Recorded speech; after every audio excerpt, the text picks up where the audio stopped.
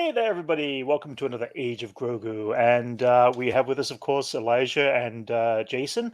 And we have special guests from All New Nerds, Levi. How's it going, Hey, Levi? How you doing, buddy? Good yeah, to see you. I was just so jealous of Dylan coming on Age of Grogu Live that I had to come. I just had Hey, to come. it's great to have you on, man. It's awesome. It's very cool. And what a week to be having you on to talk about this episode because it was so much that Yeah. happened that we're definitely going to go over and cover. Jason, your internet's a little choppy, so if everybody sees Jason cut in and out, forgive him. He's Max Headroom. Max Headroom. He's doing the Max Headroom thing. If you know what that means from the 80s, it's a very 80s quote there. There is a few bits of news we wanted to cover briefly before we go on to the episode of Book of Boba Fett, because it really wasn't a lot. Oh, we just lost Jason. Yeah. Oh, he'll pop in and out. First news that I saw that popped up this week was something interesting. We had Anthony Daniels pop up in performance capture gear, and it's interesting.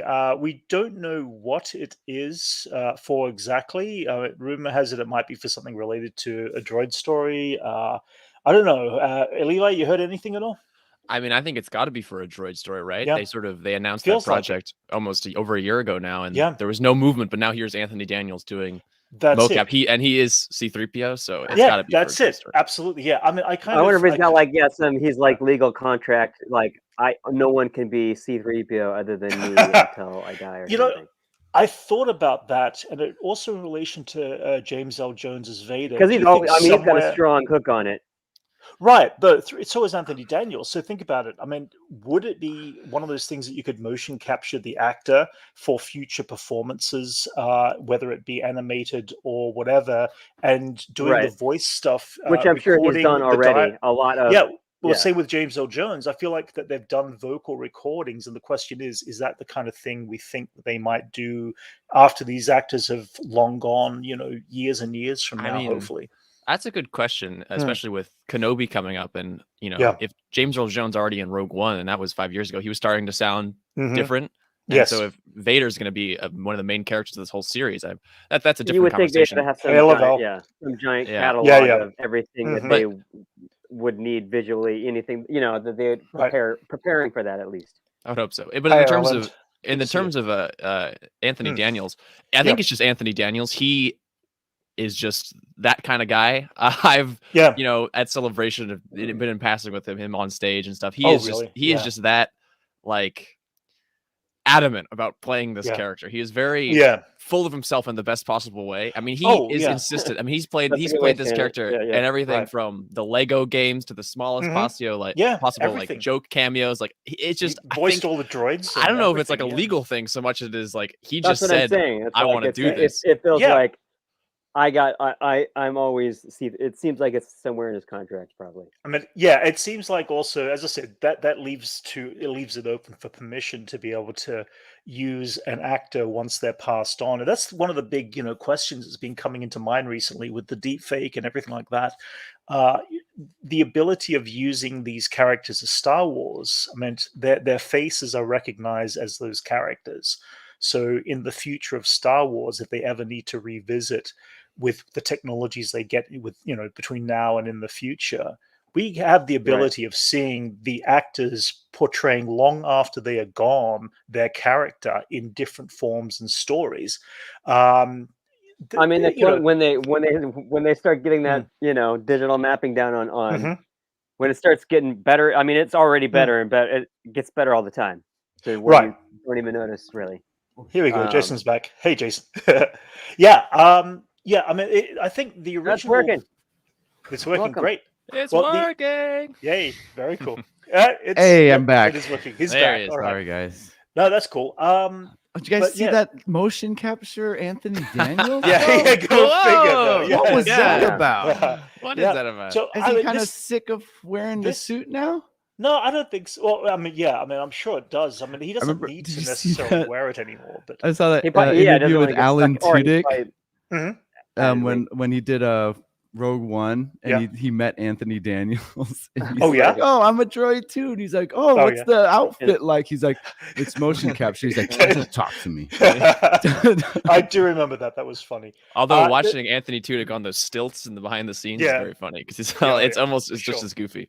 And that Anthony Daniel thing, like, it's famously talking about the suit. Like, it wasn't until episode 9 that he had opposable fingers. Like, it took like 40 years for them to give this guy the ability to grab. He's just locked in this metal coffin. Like, the first one when he's holding like the comm, it's like it's like this. It's like barely on. Yes, yeah.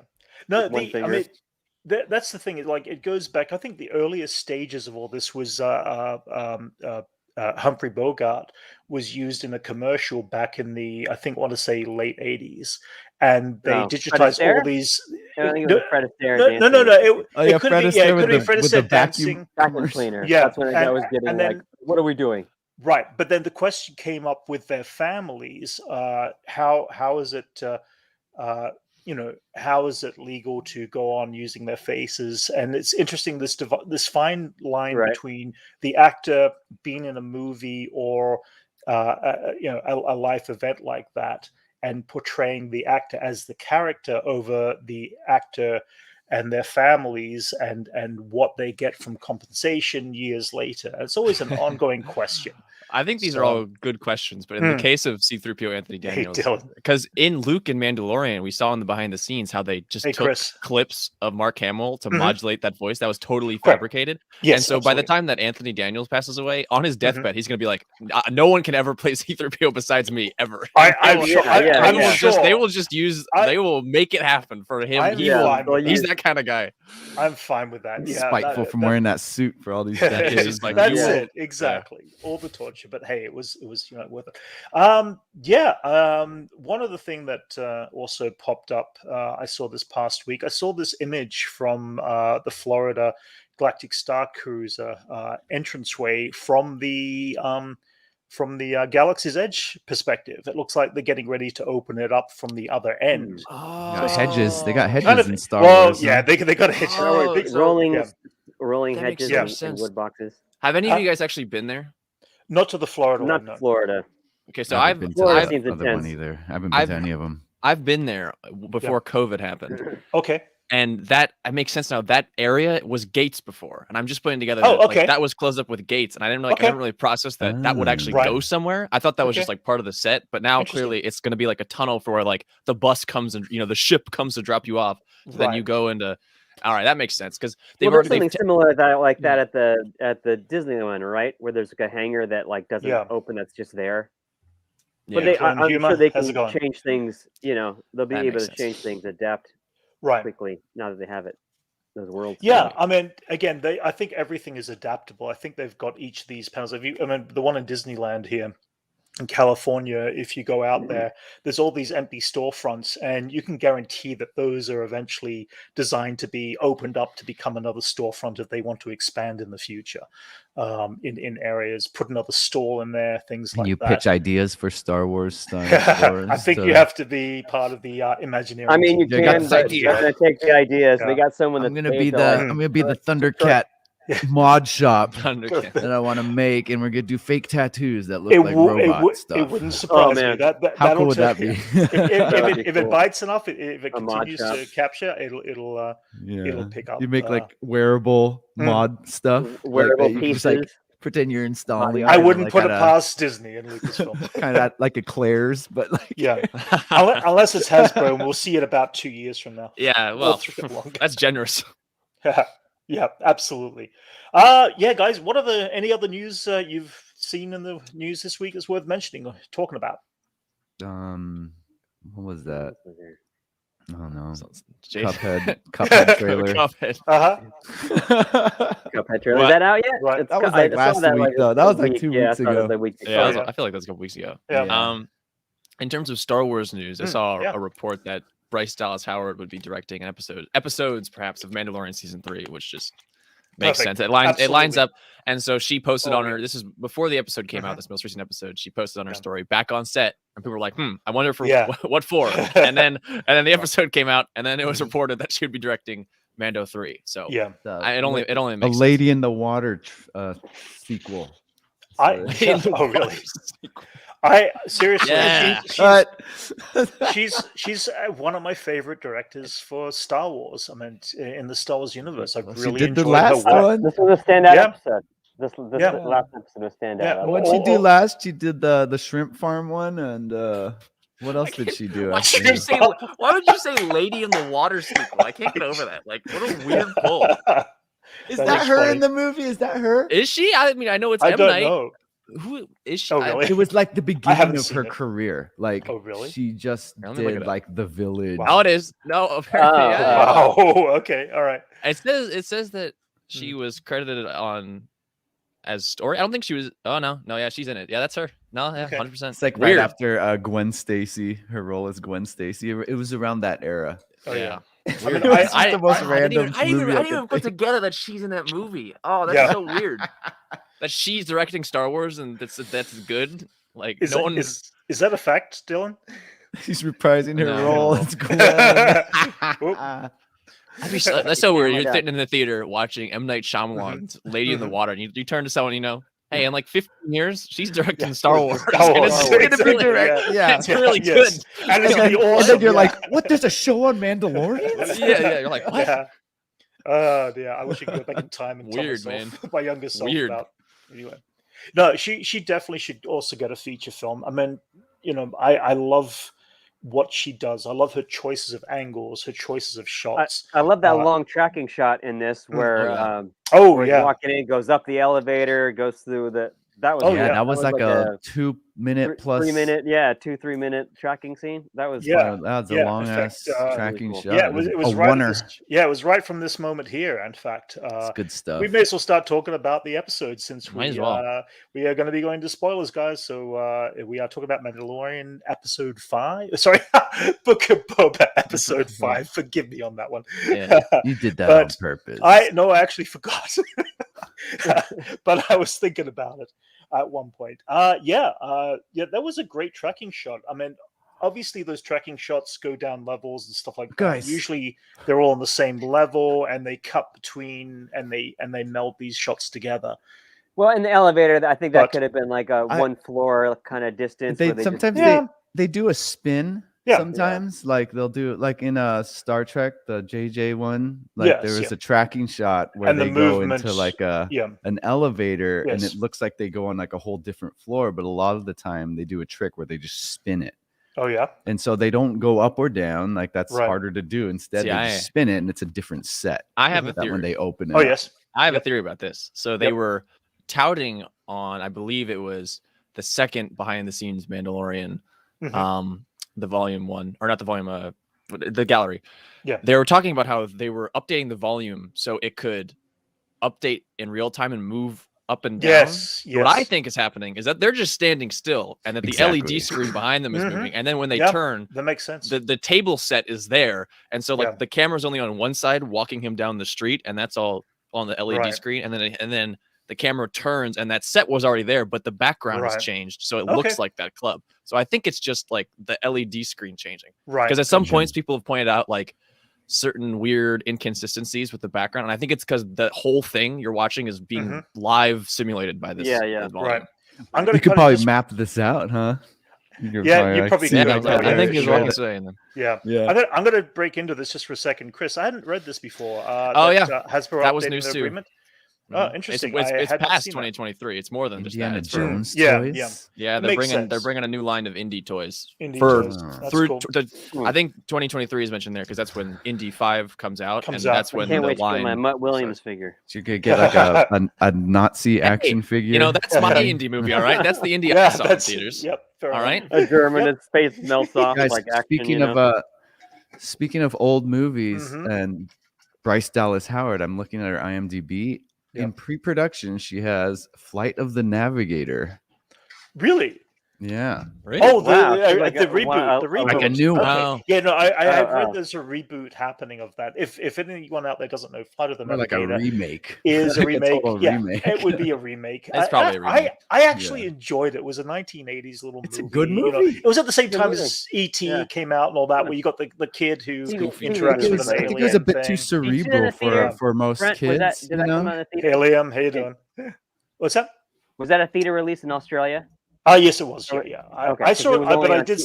I only saw it on VHS back at the time. It's an old '80s kind of emblem era. Is it on kind Disney of cerebral? It is. It is. I didn't realize. It's a very cerebral movie, man. Got it there on Blu-ray. It introduced like time dilation to us. It's got a freaky poster. Like, oh, isn't that where the whole like dumb? And the ship is you're only using 10% of your brain idea comes from. Yes. And then for like. And it's like in every movie. Yeah, and alternative science fiction from there on out. Imagine if we used 100% of our brain. The brains, exactly. Brain. I believe it's more like 14%, but we won't go into it. I don't know. Either way. So let's jump back into Mando. Oh my god, I did it again. I'm in Book of Boba Fett. Wow. It's the same. Yeah. I mean, let's kind of start at that whole beginning part. I mean, the meat packaging room where we see Mando pop up for the first time. I mean, well, for one, Earth meats. Did we kind of guess that was Mando? I mean, did anyone think otherwise that it wasn't Mando right there? Earth meats, yeah. So I knew it was him because he's wearing his damn helmet. Yeah. Oh, good point. Yes. Yeah. It was Boba Fett. He might not have Boba Fett. He would have taken his helmet off by now because he was indoors. Like he's ruling. He's eating meat with respect. Come on. Eating it with respect. That's it. Exactly. Boba Fett takes his helmet off like 5 steps into any room. For sure. It's has to be done. Here. Yeah. No, totally. Of course, Din pulls out his the Darksaber, which he's now entitled to. It was just cool seeing him walk in. It's like he's like his XP's higher from when we first met him. He's like loaded up on extra like goods, from all the levels that he's completed. Right. He's just like he's killing the game right now. But I guess his like XP's too high for his skill level because he still hurt himself with his. Well, it's not just that. I mean, it's like I feel like you need to be above a certain XP to wield that weapon, and for some bug glitch reason, he ends up with it. Yeah, and so he's too low level, buggy. It's not just not just that. Here's the thing about everything that Jon Favreau and Dave Filoni are putting out here, and even stuff that Pavlo Hidalgo talks about in Star Wars in the old canon, or consider the old canon, a lot of this information is, you could break it right down to the Star Wars West End role-playing game. There is an entire section in The Force about why and how a Jedi uses their lightsaber, and the kind of dice rolling you have to do if somebody who doesn't have Force skills tries to yield a lightsaber. It's a skill factor that is designed for the Jedi to be, who still have to train in it. But you have to go this whole route of, if you're a non-Force user, there is a difficulty level to your role. You can very easily cut yourself by just simply rolling an average roll that you think is decent. Imagine, how many times have you played with, toy sticks or even toy lightsabers and accidentally hit your arm or your leg or something like that? Yeah. How many? Yes. I don't have it in hands. Like, God damn it. Levi's got his. Why does it turn on?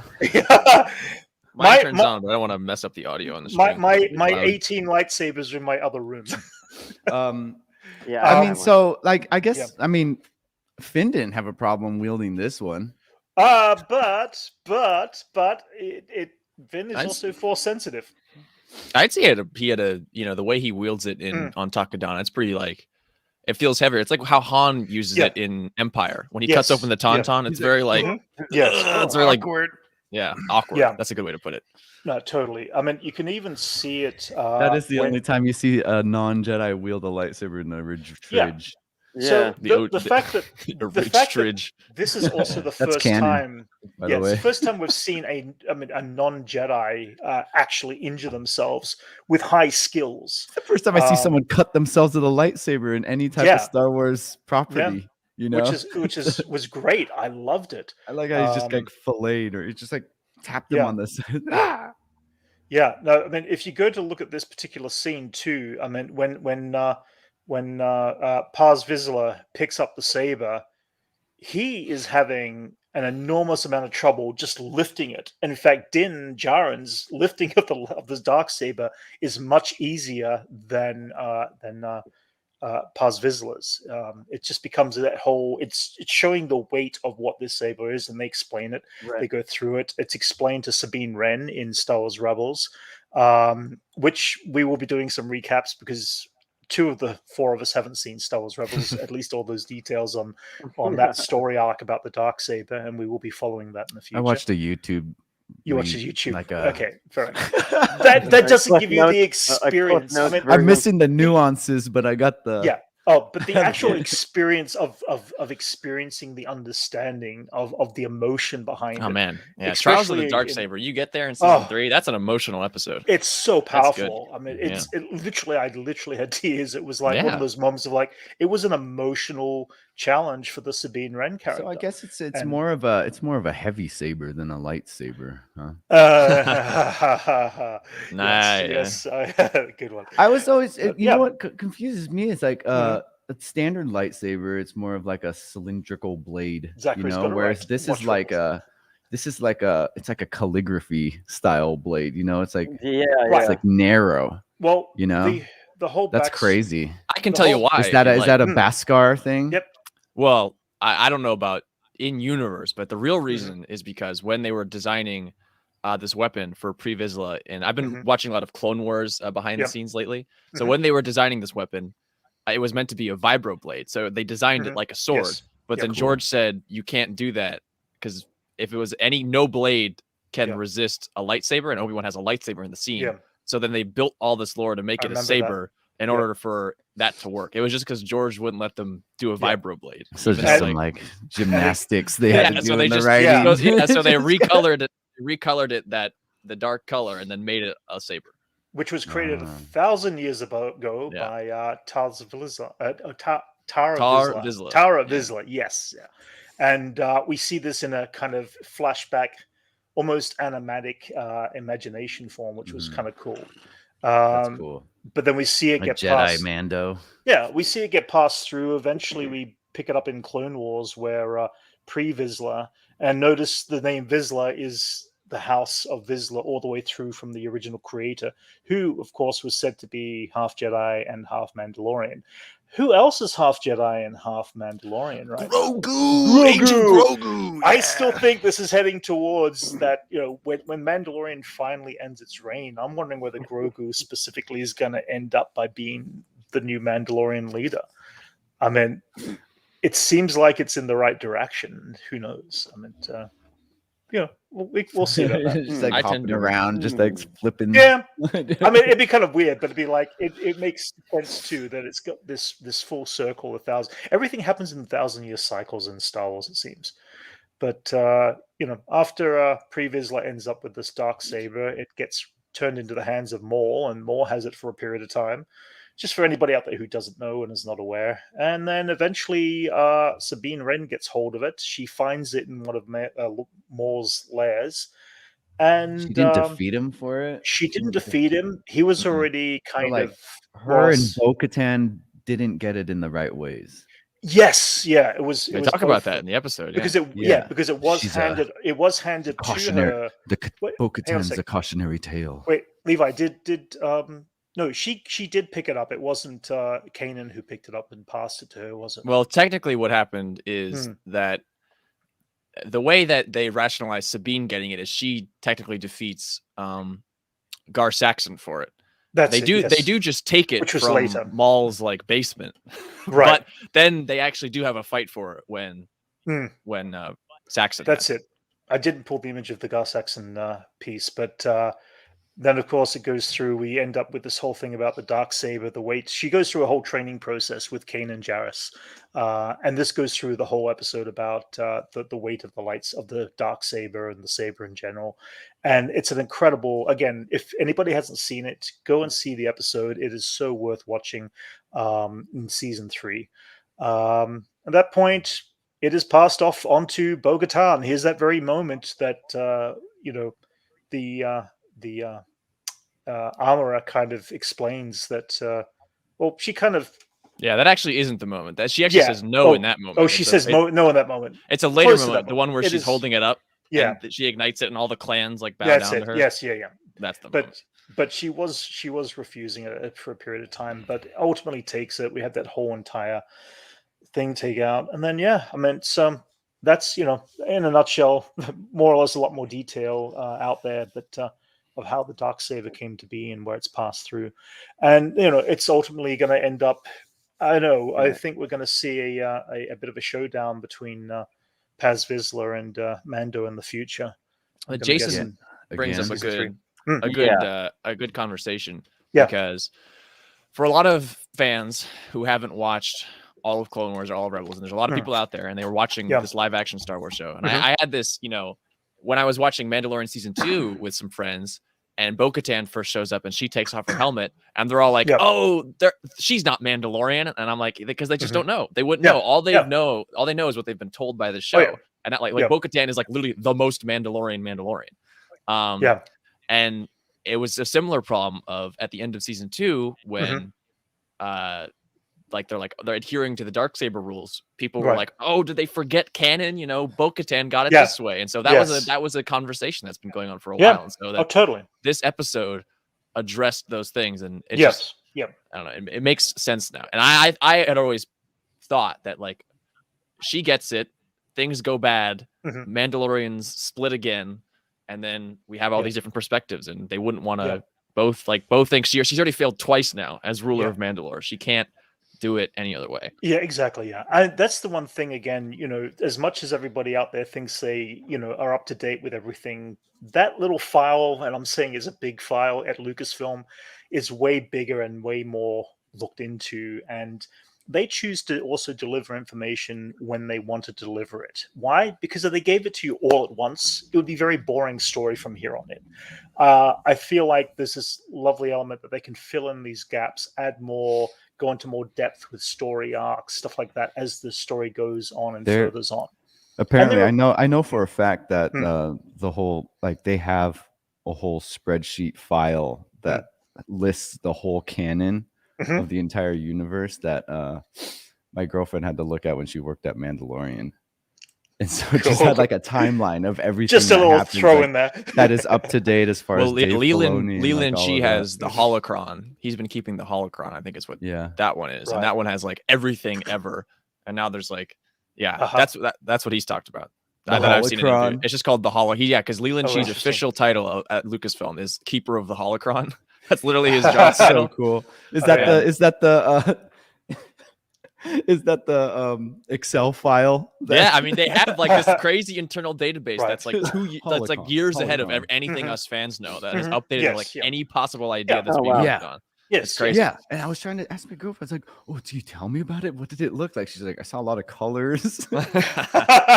She just needed to, like, I guess, like, you mean like you're talking about color coded, or like color coded. It was just a very complex timeline of just like all the information. It's like the Bible for like all of the continuity on local any Lucas property, like film or show or movie and stuff. So I was like, oh my god, I would give anything to see that. Like, just like a screenshot of it or something.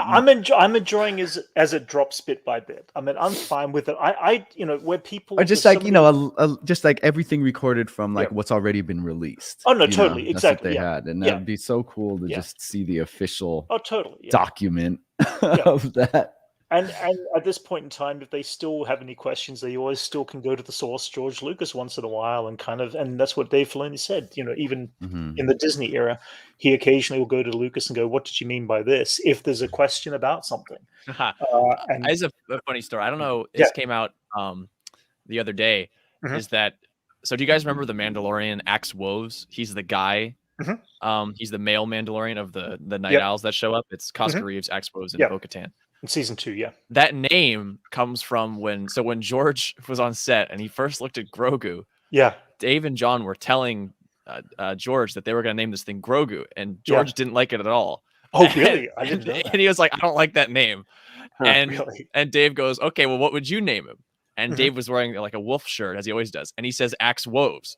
And so Axe Woves is the name that George wanted to give Grogu. And they were like, "No, George, we're not going to name this thing Axe Woves." And so they put it in as an Easter egg. They were that came out Yeah, you have no power here. Yeah, the actor Paul Sung, the actor who plays Carson Teva, Paul from Kim's Convenience, he was talking about that the other day, and that's that's funny. That's cool. That's cool. I hadn't heard that. That's cool. They're like, all right, George. That's cool, man. Get out of here. Like my name. They didn't like. It's all like I could see. They don't like my name. I like my name. Yeah. I mean, it's the same thing he does. He's such a madman sometimes. Like, doesn't rhyme. When he was doing the interview with Jon Stewart, and Jon Stewart was like, "Oh, do you know the name of Obi-Wan's planet?" And he was like, "Yeah, Stew John," with like a straight face. Like, and that became canon. Like, this guy is just a jokester. Like, he made Jon Stewart's name Obi-Wan's homeworld, and now that's in canon. It's just Stu John Stu, like, and he just like looks him dead in the eye. It's like Celebration 5 and just comes up with it on the spot, like clearly a joke. Just says Stu John, and then now George it's like, Lucas is in a very unique position, he's a madman from anyone else in the world. Absolutely. We all sit here and worship something that he just thought of. It's like, you know what? Flash Gordon and cereals, yes. And we're all just like, oh God, this is awesome. He could just make up. Yeah, he just makes up whatever. Planet, well, you can make up anything except for one thing. And it's Grogu's homeworld. Oh, well, that's the problem. That's the problem of making things up, George. You got to deal with it in the future. We were doing the holiday special, and that is you do a good George. He does a good George. No, Levi's got a good George down there. So I got Gladys Knight. So I did want to talk about pour the milk into his head. He's got a bowl. Arthur, just pour the milk in his head. So getting back to Boba Fett for a little bit, guys. I want to talk about these symbols. We've seen symbols before pop up in Rebels and other things as like markers that are going around. This was from Rebels, where they're guiding towards an entrance, all that sort of stuff. I want to say I felt like I've seen this kind of technology before, and I can't remember. It's on Winter. It's on Falcon and Winter Soldier. That was the one I brought up. That we do see it on Falcon and the Winter Soldier, but that's through an app. It's in Mandalorian too, and Rebels. That's what I thought. It was. And in Rebels, we're also including that in the Vogu lore too. Oh, really? Oh, that's cool. Which robot? Yeah. That's cool. No, so in Rebels, they can use you can use their helmets, and they see like footprints and stuff. Yes. I don't know. It's the same sort of overlay, but then in Mandalorian, when he's first coming into the covert, they do that thing too. Of course. Oh, right. That's it. I think they have an X-ray mode too. That's it. We'd seen it before. It's in. There. I think it's when. I think it's in episode 7 when they go down, they find the armor alone, and like he's like they see the. But I feel like that tech. Yeah, no, you're right. But I feel like that technology was used. I mean, it probably has been used in other TV shows and stuff like that. I just can't remember specifically where they live kind of. They live. It's very Batman detective. Yeah. Video games. Yeah. Arkham. Okay. Or like in Predator when he's like Predator or whatever. Like just Predator. Finding that was a good one. Well, yeah, but that's more thermo generated kind of thing. But either way, that was the closest one though. Falcon and the Winter Soldier. We see that technology. It's also red as well. It's kind of very similar, which is kind of cool. So there's that. What else have we got there? We talked about the Par Vizsla story arc. Well, a cool little detail is one of like the last one he looks at. It's like the Mythosaur skull mixed with the T visor. It's really cool. It's a cool little design. Yeah, which was similar to the Mythosaur accompanied skull. with the Mandalorian flute. Yeah. Well, let's talk about this little meltdown for a minute. They melt down the spear. The spear. No, I missed the spear, man. I know. I did like the spear, which was interesting. Carrying it, that was We do see some chains coming out of this. We don't get the definition of how large these links are. Man, that spear. I got to talk about the spear. It has spear is the reason for like I think one of my favorite action choreographed moves in Star Wars. Like when Lateef Crowder, it's in the fight. That's the stuntman. Yeah. In the fight with Moff Gideon, which going back and watching that fight now explains like why it's so heavy. the saber, but when he like kicks the spear back with his heel and it flips over, and oh my god, like it's like the coolest thing, man. It's such a cool move, and the noise it makes is like it pings as it flips and then hits the Darksaber. I'm like, that's like the best move. Spear had some good sound. Yeah, great sound. Yeah, it did have some great sound. The Ahsoka fight. I wonder if it will make the same sound. So the question is, guys, do we think we're going to end up with a Grogu and a chainmail like this kind of look? That's all I could think of when I think of chainmail. I think it's going to be like that. It's like a cowl. I think it's going to be a little Jedi cloak. Yeah, or a vest. Right. Oh, no, absolutely. Yeah. I don't know. I think it's going to be more like a cowl, though. Like this, like the Mithra from Lord of the Rings, where it's going to be a much finer chain kind of link. Where when Frodo gets stabbed for like the third time. That's my guess. Yeah. Like, for sure. Getting stabbed, bro. Yeah, well, he almost got shot by what's his name at the end of season 2?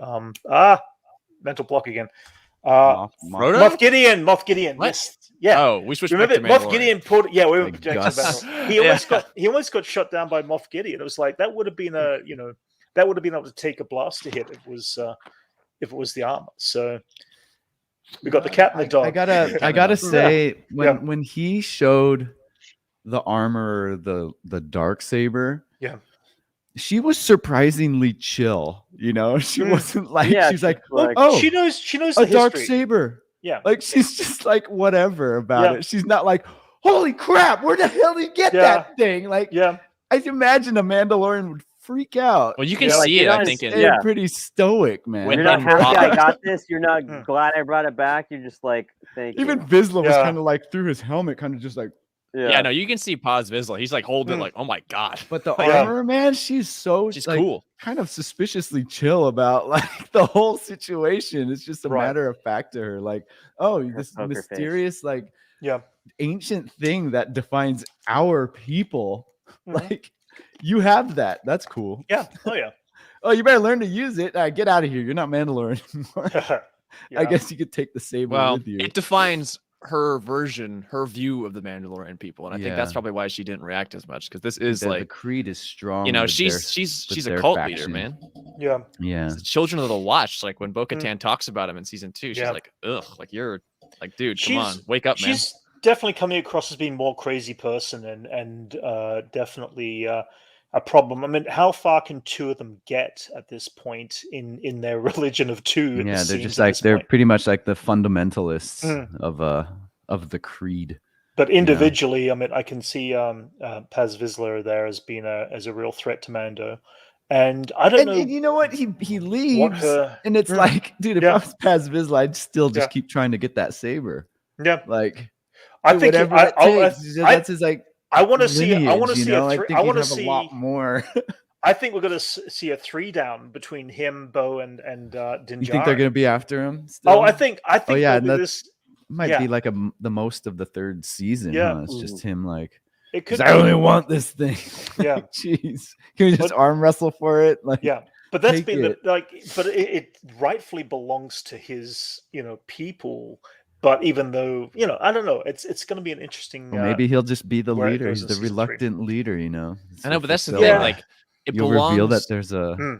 It belongs to quote unquote to the Vizslas, but Tar Vizsla, the whole reason he made it was to end the conflict between Mandalorians and Jedi, because he was a Jedi. And then during the Sith War, the Mandalorians raid the temple and take it back as like it's our saber again. Like they forgot. It's totally against what his vision. They took it back. Yeah, they forgot what it was for. So now the Vizsla family tends to want ownership of it. So it's going to be interesting to see, how this plays out as a story arc. It's just this Star Wars universe. It also where tragedy. Yeah, well, I mean, tragedy after tragedy. Speaking of the tragedy, let's go to that one little incredible little flashback there where we start seeing the Night of 1,000 Tears happen over Mandalore. So you guys. Kind of some again, World War II imagery right there. Well, going into it for those who haven't seen it before, from the Clone Wars, they introduced the city of Mandalore, which is Sundari. And basically, for the most part, there are smaller cities and dome cities that are protected from just the destruction of their surroundings. And their surroundings. I like that a Mandalorian city wears a helmet. Yeah. Yeah, I guess.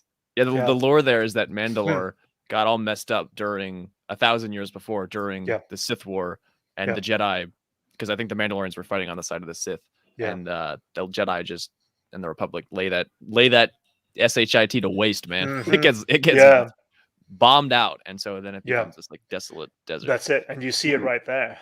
And the inside of the cities are beautiful. I love the architecture from the Clone Wars, but we don't get to see much of it. I gotta say this now too. The way because I've been going so deep on these Clone Wars featurettes. The way that they designed all of the Mandalorian insides and stuff, they looked at like Boba Fett's armor and that little like hexagonal shape in the center, in the middle, and then they just extrapolated all of the design based on that, and you can see that, like looking now, you can see that shape in all of the designs. It's so cool. It's really so they cool. were like they reverse engineered it all from Boba Fett's armor. You gotta stay within the design language, you know. Really, how else you gonna the do hair that? as well, the haircut Really styles and everything are just. What are the haircut styles? How would that Mandalorian? I don't have any images of him there, but there are some characters there that. Is it the haircut look like the helmet? No. What do you mean, Brent? No, it's more shape of the window design, but I'll pull it up later.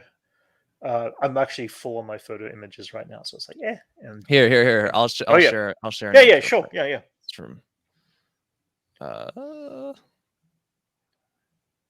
Here, check it out. So, seeing this image with seeing the window back there, that center piece, like that's the center of Boba Fett's armor. That's cool. And they worked back out of that. That's what Brent, you're yes, making. Yes, it's in the process. Isn't that interesting? Yeah. And another thing about pre-Vizsla, I don't know if you can see there. It's interesting about the Vizslas is that their symbol, and you see this in Rebels, like their symbol, the crest of House Vizsla, it eventually becomes what the Rebel Alliance logo is, because Sabine takes it and then adds the Firebird, and then it becomes what we see in the OT. So totally. Can you look up the hairstyles? Sorry. What's his name again? The name of the Prime Minister. The Prime Minister. Olmec. That's it. Okay, hang on a sec. Let me try to pull this up. Yeah, because I guess you wouldn't really know. They sort of reference it. So in the Armorer's speech about Mandalore, she talks about how the ones born on Mandalore, not Mandalorian. She says the ones born on Mandalore strayed from the path, and what that's a reference to is Bo-Katan's sister Satine, who after the Mandalorian Civil Wars, Mandalore, the planet and the systems become like pacifist and neutral, and they're not like the armor wearing nutsos. And then all the warrior clans get put on Concordia, the moon, and that's what she talks about in the episode. So it's all Brent, I found something here. Can you share mine? So this is oh wait, okay. Yeah, so this hang on a second. Let me get rid of this. Sorry, jumping between streams, guys. Like that? Is that what you're talking about, Brent? The hairstyles? Not quite. No. Again, it's hard to see.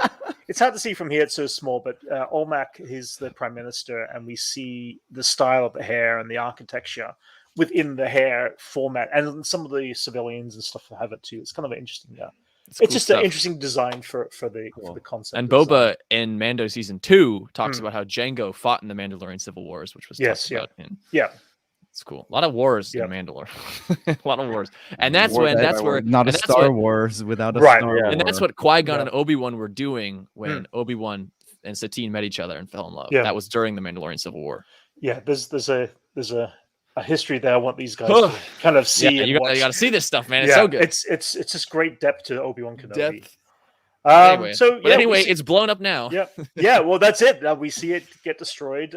Then we see the K2SO droids kind of going through Terminator. Very Terminator in its style. You know, I love this one image of all the probe droids as well as the KS droids just going through. It's so reminiscent of the Terminator. It was obvious where they got the inspiration behind all that. But that was a cool little homage there. My cat. He's always going after my. I could see that. My computer down. Gigi, that's funny. Get down. Wow. We've just had an attack of the cat attack. And Lavelle is definitely kangaroo emojis. But so guys, I do want to take a step back for a minute. There's something I want to talk about specifically, and that's the ring we see at the beginning here. We don't have a name for this ring. We do. Oh, we do. It's Glavis. Yeah. Glavis. Oh, okay. It's in the credits. It's Glavis Knight in the Pips. So it's Glavis from the holiday special. Gladys. It's a reference to Gladys Knight in the holiday special. There are several things that specifically in specifically in Clone Wars season 6, we see this place called Ringo Vinda, which at a close-up look is a very different style. It's like a name George Lucas came up with during an interview. Yeah, probably based off of it. He was watching. It's Ringo Vinga. I can see that. Yeah, I can see that. But yeah, I mean, it has been developed that these looks have been around before. My first thought went to Treasure Planet, where we see this beautiful half moon, which is kind of cool. If you're ever on the subreddit Retrofuturism, at least once a week you see an illustration that looks like this ring city. It's a standard old sci-fi classic and in fact concept. I'm going to put up here. 2001. To me, Larry Nevins. Douglas Sakido. I'll say Salcedo. Salcedo, correction. Sorry about that. He actually did say that Ringworld is in fact 1970s book based on that same look as well. So it's been there for quite. It's been there. The ring has been there since science fiction went on. The one thing about this ring, though, is you can see from this one shot image here that in the top middle there is a reflector from the center. It's not actually a sun in the center of this ring. It is reflecting the sun.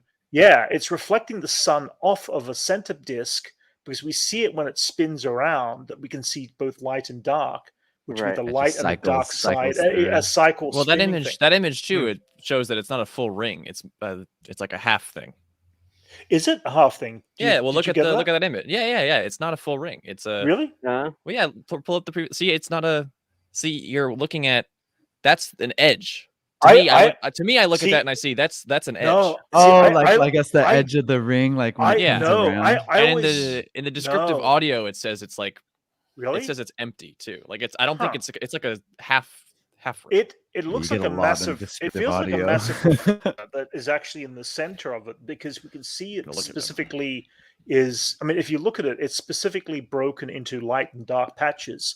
That if it was a piece, that sounds right. Yeah, if it was something like this moving around in a circular motion, one half is going to pick up the light and bounce it. The other half will pick up the darkness. It's just constantly rotating. Yeah, constantly rotating. And it feels like it's bouncing off of a nearby star. So the only description on Wikipedia is Glavis was an open loop ring world that contained a city to a variety of species, day and night, and then day and night cycles occurred due to the sunlight that passed through the open loop. Like I took it that there was an open part, and then I don't know.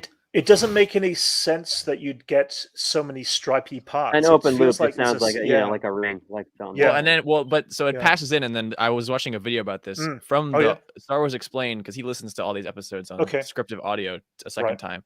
There's like a thing in the center of the half loop as the light comes in from the open part. It like reflects it around. It's kind of like Nidavellir, like a center. Exactly like that. Yeah, and Chris also points out that Halo is also another inspiration, of course, which and Elysium and Liam as well. Elysium, Halo, and Elysium as well. Yeah, so we see it pop up. I just thought it was just kind of cool to see it. It's a concept that's been around in the live action in the 70s. Oh, absolutely, yeah. We'll get a final answer when the art book comes out next year. We see we kind of see it in Interstellar also, kind of like the. That's what comes out in 2 weeks. The Art of Mandalorian season 2, which I've actually got on pre-order. I am very excited about that. That's cool. Oh, nice. Yeah, always get some great visuals and concepts and thoughts there. So yeah, I mean, moving on. What do we got there? We've got just another cool thing. We actually see. Is it this one? We see Pavizla there using the small shield, which we have pop up in Clone Wars and I think we see it in Rebels as well. It's just a cool little device. I like it. What else have we got going? You got those Cascadag screenshots? Oh yeah, those guys right back at the beginning. Yeah. So there was this whole thing of where are we at? There we are. These guys here pop up, and is this Levi? This is like the first time we've seen a sequel alien in the universe of. No, probably not. We've seen a few. We see them. Yeah. We see specifically these guys before too. Right. But Brent had asked me before the stream, where these aliens were from. Yeah. From before, and you can see him in Force Awakens and Last Jedi. Yeah.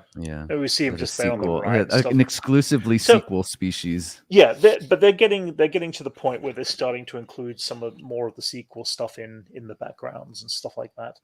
We haven't seen any as main characters yet, but that I'm sure will end up. There's one moment that we don't see in the Star Wars universe when when BB units are introduced. Yeah, introduced like I'm like, oh, look at this, a lot more versatile. Yeah, they actually introduced them as therapy droids after the really?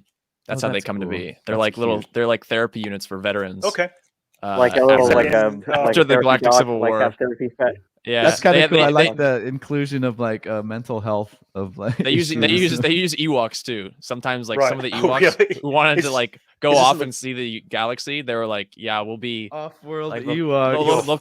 They'll comfort. They left because the rebellion was on Endor, and so some of them are like, hey, I want to help give back, and they're like, you want to come comfort these. Comfort these veterans. Is that in novels? Give me some yub nub. Give me some yub nub here. Yeah, that's in the cuddle. They always want to cuddle with you and lay on you. This is where Cobb Vanth comes from as well. It's all these interludes in the Aftermath books that showed one of them is just about this veteran from Endor who lost his leg, and that's where they introduced the BB droids. Yeah, it's well, Mando leaves his little world and ends up by coming across another RX droid. Of course, we see them in Galaxies, so in Star Tours, Galaxy's Edge, everything like that. But we also see this little Rhodian child, which reminds him of Grogu, of course. But I wanted to talk more about the reality. It definitely feels like it's a female child, right? Yeah, I think that was. I mean, just by the colors that she's wearing, it's hard to tell. I don't know. I get that from the colors that she's wearing. It's kind of like. You know what? The Greedo species have always kind of been androgynous to me because it was a female playing Greedo. Mm-hmm. Yeah. When good point. Zombie too late. Good point. Because the one thing that I'm going to bring up here is that a future animated series called Star Wars Resistance has this character, Hype Phazon. And Hype Phazon is kind of a flamboyant character. So I could almost see this as being a young Hype Phazon. And the reason I say that is you see this one shot at the end where Mando pulls up in the speeder and this kid's just looking out the window, completely mesmerized at this whole the odds speeder. of them. It's like the odds of them running into each other again. Exactly. He caught them on their way in, and they're everyone's really obsessed with who this kid is because in the concept art, it's actually a human child, and people are like, are like, oh, that's kid Tally Lintra. I'm like, who cares? It's just a kid. I don't know. No, it's fun. It's Star Wars. You're gonna pick apart every single thing. It would be fun. It would be fun if it's Hype Phazon. It would be fun, but I'm not putting it. I'm just putting it out there as just every little thing, man. It's Star Wars. I went back and rewatched. I did go back and rewatch Resistance a few months ago, seasons 1 and 2 again, and it flowed better the second time around for me. I know there's a lot of people that kind of class it as the lowest. I think I did of all the Star Wars shows. Which one? Star Wars Resistance. Yeah. Oh. I felt like it was just one of those things. I enjoyed it a little more the second time around, but I think there's this element of characters who are definitely targeted at 5-year-old kids more than young adults or young children, more so. And so some of the characters were a little bit too silly for this for Star Wars. But then it's animated. It's Star Wars. It's supposed to be for kids as well. But I didn't quite grab the humor of that silliness of the lead characters and how silly that they played some of those characters. I don't know. Your thoughts, Levi? I mean, I've only seen it a couple times too, and it's still my least favorite. But I think there's still a lot of good stuff there. A lot of good character stuff. Definitely some great stuff there. Some character stuff for sure. Oh, anyway, whoa! I got an Ewok here. Hello. Hi, Barry. Say hi. Who's this, Jason? This is my niece, my sister's baby, Peregrine. Okay. Peregrine Took. Okay. That sounds like that's a Star Wars name. The Lord of the Rings. Yep. Peregrine Took. Yeah. Anyway, she loves it. From here, anyway, guys, we end up on Tatooine. So let's briefly cover Tatooine. We get onto Tatooine. It's the hot spot in the galaxy. It's where everyone goes, right? We see this little guy here, the BD droid, which of course is from Fallen Order. Cool. It isn't the actual droid from Fallen Order, but we see the design. You skipped over the gates, though. Go back to the shot of the Star Cruiser. The Starliner. The Star Cruiser? So the gates. Ralph McQuarrie gates. Yeah, so those gates are Ralph McQuarrie concept art that were then turned into the gates on Jakku for Force Awakens. Which we see, and then this is Jakku also. I mean, Mos Eisley's gotten bigger since we last saw it in Return of the Jedi.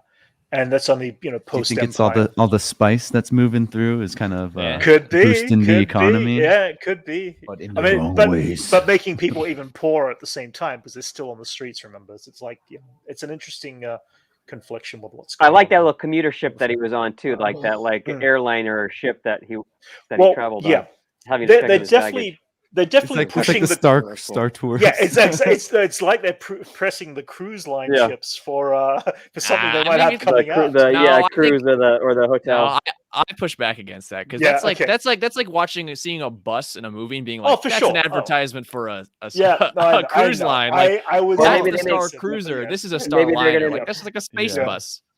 Yeah, I know, but they got the same droids. Maybe they make Star Wars airplanes where you sit in a Star Wars themed airplane. Yeah, and maybe I don't know. It's just actually technically goes back all the way back to Star Tours. So I feel like it's definitely more of a Star Tourist thing because that's just like the bus. Absolutely, yeah, no, for sure. It's still fun. It's good. It's fun. To see. It's fun. It's good to see. And then we end up with we got Pally back in. Look at her cast of droids, man. It's so great. I love that her droids her cast of droids get bigger and more every time we see her. It's like she's become like a little petting zoo for droids. She has the R5, a treadmill droid, and maybe Audi Mandrell's pit crew. Yeah, like it's a huge, it's a cacophony of famous droids. It's very cool. And then we'll go into that Womp Rat little piece that we saw. This is a better art. There was no really good images of the Womp Rat. So, I think in Fallen Order is the best image you're gonna get. Yep. Sorry, just had to mute Jason's background there. Sorry. Yeah. There's no animated Womp Rats in anything. No, I don't think so. Womp Rat. We hear Luke talking about Ramp Rat, blasting Womp Rats back home, kind of thing in his T16. So that was part of the comics.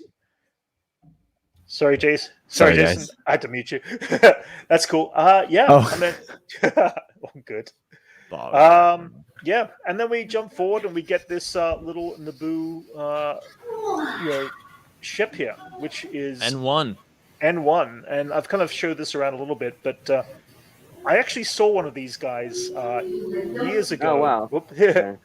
Years ago, they had it in the Smithsonian back in the year 2000, and it was on display. That's awesome. So just seeing a full-size Naboo fighter there was incredible, and it was back in the day before I had digital cameras, so I only got a handful of shots off of this thing. But to see one of these in real size, this thing is actually larger than it looks. So it's a cool ship. Was that your photo? This was my photo. Yeah, I took this one. Yep. There you go. Yep. That's awesome. One of those cool things. Is that just like Mylar? Like the Chrome parts are all silver Mylar, just and they were just glued on there. It was pretty cool. Yeah. So going through just quickly, we see the BD droid, which used this little projection. That's awesome. He uses it all the time in the game. I don't play the game, Levi, so you might kind of fill us in a bit more. Looks like such a cool droid, man. Yeah, it's a cute little droid. I don't know what to tell you. I think you get the gist from the episode. It's an awesome. Yeah, It's an awesome droid. They actually reproduced several of his moves from the game in the episode 2, from what I could see. So yeah, which is kind of cool. It's just cool. Yeah. I think they're technically speaking like archaeology droids. I think is their purpose. Okay. Something to that effect. Because I know in the comics, right, like to map ruins and stuff, and like to see. That's cool. Like, that makes sense. They're small and they're crawling in a little space. They're agile. They could like crawl into little spaces. Well, now we've got small little seeker droids that are even smaller than the palm of your hand that they use for that, which is kind of cool. That's true. It's like a miniature torture droid. But okay, but hold on a minute. So we jump through. Oh, we go. Sorry, jump this little part here. What's that?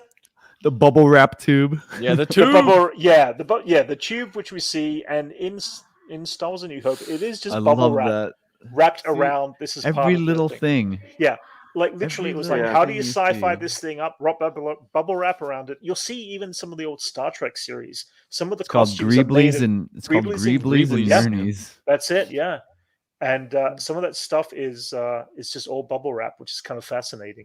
I think they upgraded it for this. Hello there. That was the thing I noticed as a kid. Like, there's all objects all over Star Wars, but that one was like the thing that I was able to pick out what it was. I was like, that's bubble wrap. Yeah. Oh yeah, for sure. That's why it's that. And plus, like they're holding it, trying to use that's funny. For sure. But that was the thing I noticed ever since a kid. I was just like, it's something earthly. Yeah, no, totally. Like those meats in the. Meats. No, those are Rontos. Ronto beef. Earth meats, man. Yeah. Look like and the bulldog like from Naboo. Ronto beef. Space cows. Are Rontos from Naboo? Huh? No. Actually, where are they native? I think they're native. Are those shacks? Yeah. What are the things that are running around in the field? It's either shacks or those Rontos. tick things. Yeah, those aren't Rontos. Rontos are the things that Jawas. Rontos are the thing in. I don't know if they're native to Tatooine. I don't think they are. It's the thing that goes and the Jawa is thrown out. That's a Ronto. Yeah. It walks right in front of the frame during the while they're getting checked. Yeah. I want the Ronto to just right there. That's it. Yep. I love this George Lucas impersonation. But no, I always think that those like animal like carcasses are the shacks from Naboo because that looks like a cow to me. I don't know. Yeah. Those like tick looking things. Yeah, they're just like big that cow things. That Anakin rides. Yeah. Oh God, this is a total aside, but they said Pablo Hidalgo tweeted an image, something that no one's ever found before, was that in the Coruscant traffic in episode 2, they just enlarged one of those shacks and it's flying through. They just like made it, and you can just see it like this fat cow in one of the streams of traffic. It's just flying. Yeah, it's just this big cow, and I was like, that's so funny. There's so many fun little Easter eggs. It's like the Oscar Mayer wiener dog. Like someone made like a. Yeah, it looks so goofy in there. It's like the potato in the asteroid field that has always been kind of like totally like a rumor. Yeah, I don't know if have you ever spotted the potato, Brent? What's that? Yes, I've seen only photos of it. So. Really? On the ash? Can you? Oh, I thought you meant like on the. Oh no! I've seen one of my books. One of the books I've got have got the potato. Yeah, we're talking about it and stuff like that. So let's move on to this ship. I mean, the converted ship is so freaking cool. Did you see all the Legos that were made of it this week? There's a lot. Yeah. First day, I found at least like the price of the old toy shot up by like $100. Oh, I'm sure. Yeah. For sure. Yeah, we were like texting each other like eBay postings about it. Yeah. And stuff. It's like, you gonna kit bash this, Brent? You gonna do a kit bash? I'm going to definitely kit bash it because I've got the kit and I want to actually design it in a 3D print. I've been busy the last few days, so I haven't had the chance to actually get to it. So we'll see a version of this next year. I do want to from Brent next year. If it ever happens. If it ever happens, that's the thing. It's like it's a matter of time and cost and that sort of stuff because it will be expensive to make. But what's that? Sorry. What? I just grabbed the print. What's that? Oh, okay. My niece is visiting and grab something valuable. Fair enough. Sorry. You can move on. Anyway, wow, we are getting so distracted today. It's funny. Okay, so we see this ship, which is really cool. Then we kind of see it making the jump through Beggars Canyon. Hell yeah. Oh man, did you see that side by side video I sent you with the pod race and the? Yes. Oh yeah. I've seen that before. Yeah. They just exactly. Oh, I'm sorry, Brent. Well, they took we see things. No, it's out there. It's out there. I catch these things. The one thing I did would have worked. Well, yeah, that's it. The one thing I did catch that Pablo Hidalgo actually did mention this week is that Beggars Canyon is about 40 miles northwest of Mos Eisley, 5 miles northeast of Mos Eisley. Did you guys ever play Rebel Assault? No. Did you? Anyone? You wanted a straight answer. Which so there's like the game back in the 90s, but then there's also like the weird RTS game. There was that 93 game. It was on or was it, when was it? Like in the 90s before the prequels, and it was called Rebel Assault. And then on Nintendo 64. It's on PlayStation. Mm-hmm. And I had it on the PC, okay. But there was a scene where you're flying skyhoppers, and you're doing a test run. It's like the first level when you go through Beggars Canyon, but this just reminded me of it big time. But it's cool because you're riding on those skyhoppers that Luke's playing with, like the toy. Right. Well, we see these shots coming through, similar shots of between episode 1 and Mandalorian. See, look, it's Team Toe Pagali is my favorite pod race. And look, it's still broken. Yeah, it's still broken. Yeah, no, totally. And then, of course, we get the service ramp, which we see, here along the way from episode 1, and nothing much has changed. It's changed a few little visuals here and there, which is kind of cool. I know how many years ago was that? Like 40? Let's do the math. Yeah, about 40. Yeah, about that. And then, we see that entire thing go through there, and then of course, the ship goes into space, and that's where the kid kind of sees it and drools over it, kind of thing. And then we hit up with these guys again, the New Republic guys. The X-Wings look so good in this scene. Yeah, they really are. Yeah, the other thing as well, which most people out there are aware of, I'm going to say it anyway, this actor here, Max Lloyd James, in fact, was the actor who played the body double for Luke Skywalker in the season finale of Mandalorian Season 2. Which begs the question, why was he on set? That's interesting to bring someone back like that. It does, for part. Yeah, well, so next week, do we see if we go see Grogu? Do we see Luke? Yeah, it's a possibility. It's a possibility, but we don't know for sure. But is that what's going to happen next episode? Is just another Mandalorian? That'd be cool, but I think it's going to take away from. I don't think so. I think it's going to hang over until I think. Just you guys wait. Yeah. We're gonna wait for. Yeah. Sorry, Elijah. Sorry. Oh. I was just gonna say I don't think we'll see Din Djarin again until Mandalorian season 3. Really? Like I'd be surprised if they bring him back these next. No. They'll definitely. But the reason they brought him up was to include him in the. Yeah. I think in the war. Yeah, I think he'll be gone for most. You think he's just gonna leave now? I think he'll be gone for most of this episode. We might see him at the end. Didn't he say, "I have to go take care of something first"? Right, but that's he's gonna. Well, yeah, and I think and he's showing up for the finale. Against the Pikes. I guess the war against. Yeah, the I think he's gonna be in the next 2 episodes. He's gonna be in the whole back. Can you imagine they do a chase and they Home Alone Beggars Canyon and they set up booby traps and stuff. They spill oil on the ground. That's it. Marbles. Well, and going back to it briefly, Star Wars Micro Machines. Going back to this guy, I can't remember his name, the character's name specifically, but he's in a red X-wing similar to Luke's, which is kind of a cool little Luke with Luke with 2 U's. Oh, that would be funny. Yeah, we didn't get his name, I don't think. Either way, of course, we get to see Carson Diva, who's always fun to kind of turn up. And then at the very end, we get to the very end, which is really just Fennec Shand popping up. So stunt double of her jumping down the crates. Yeah. I think it looked like her. I think that was. It looked like her, but it was a total stunt double. Like I saw, so? Watching it again, you see like the faces. Oh, that's funny. That's funny. But either way, it was just a funny thing to stunt. It was such an awkward kind of clunky stunt. Just like watching her jump down. Yeah. It was awkward to me. I don't know if anyone else thought that was kind of awkward, but I'm sorry, Brent. Move on. No, that's cool. I mean, we've basically come to the end of the episode. I mean, it's really about predictions for next week. I mean, what do we think we'll see next week, guys? Levi? Luke Skywalker, Grogu. Yeah, I think everyone. I think it's everyone, man. I think next week's going to be nuts. I mean, it's Dave Filoni's episode. So I think it's going to be off the walls, bananas, cameos, insanity. Introduce someone we've never seen before in real life. Cad Bane is I get a feeling that we're going to get the full force of the Pikes coming down on them first. I feel like we're going to have a dip before we hit a season finale rise. I would love to see the lineup of all the bounty hunters you see in Empire. That would be cool. That'd be cool. I mean, I'd say that we may not see them till the end. So, yeah, Elijah, sorry. Elijah? Sorry. I'm just saying I agree with you. There's a lot of unanswered questions that we haven't got with Boba Fett's story. Yeah. And we, the whole last episode was all Din Djarin, so we didn't, we need to catch up to the rest of the story. So then to bring that all in 2 episodes, I think. Yeah. Unless they're extra long. I mean, they're full hour. Oh, I think they're going to be long.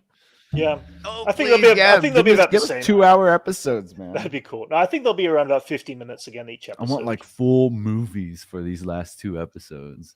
I want to see them put these episodes onto the big screen. I would pay every week to go see this, the following week in the movie theaters. Oh yeah. Oh man, great. Once again, continuing down my Clone Wars behind the scenes path. When they premiered parts of season 3, they put the Savaggio press episodes. They did a theater screening for that, and they had this whole like poster run, and there's this really exclusive poster that they had. They did that, and I know that for the premiere of Mando, they premiered the first 3 episodes in a theater for press, and I was like, man, what I would give, that would have been so cool. Yeah. What I would give to see these episodes in a theater, man. The closest I've come is during November of last year. For Disney Plus Day, they put Rogue One back in the theater, and then in front of it there was a trailer. I was going to say that Book of Boba Fett, and I was like, give it to me in the theater. That one shot of the opening shot of that was Boba Fett. It was Boba Fett. Mando. Sorry, not Boba Fett. Well, there was the Mando in the thing, and then we saw Luke trailer. igniting the lightsaber from that scene, which I was just about like, oh my god, I wish we could actually see this. And then they also had a scene from the Bad Batch, and I was like, I would watch the Bad Batch in the movie theaters if they actually put it up there. It'd be great. Anyway, I'd watch anything Star Wars. Oh yeah, anything Star Wars. I would pay to go see it. Theater. Put it Christmas special. Yeah. I don't know if I would pay to see that. That's a great call. Maybe a rowdy screening. Yeah, a rowdy screening. That movie makes me want to fall asleep. I mean, a rowdy screening from like the original trilogy would be fun. It is hard to get through. It is pretty boring. It's hard to watch. There's not much. There are moments really rough. The first time I watched it. Yeah. Actually, it was the second time I watched it. The cartoon is the best part.